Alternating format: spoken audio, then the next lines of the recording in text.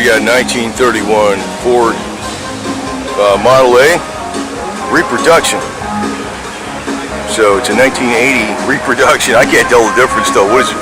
I mean, well, wait a minute. It's got, look at the suspension. See?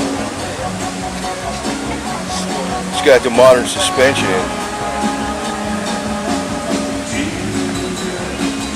Yeah. You never know from the, you know, you just looking at it, you wouldn't really freaking know, man. A lot of these cars are for sale, man. Amazing. Got the 8-bolt shifter on there. Yeah, repro is probably the better way to go one of these, because if you're just driving around for fun, I mean, you're actually using it too, like a daily driver, not, you know, going on a 500-mile trip or something. You got your luggage. That's what they call it, a trunk. You know, that's where we got the word trunk from. It was actually a physical trunk put in the back before they came up, and they had the rumble seat. The rumble seat is the thing that flips forward on there. So, it probably got drums in the back.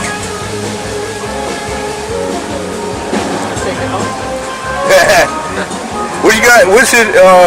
What's the engine in it? It's a 4-cylinder.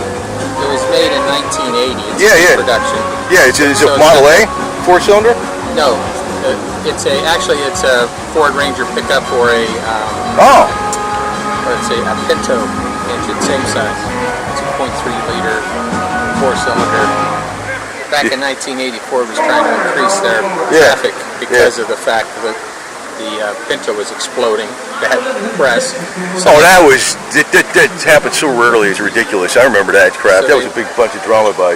So they were trying to get rid of trying to increase traffic and trying to get rid of the motors for the Pintos. So put them in here. Smart. So it was sold and serviced. At least you're not afraid to drive it somewhere as much as. You know, that's another thing. Yeah, it's perfect up here. Yeah.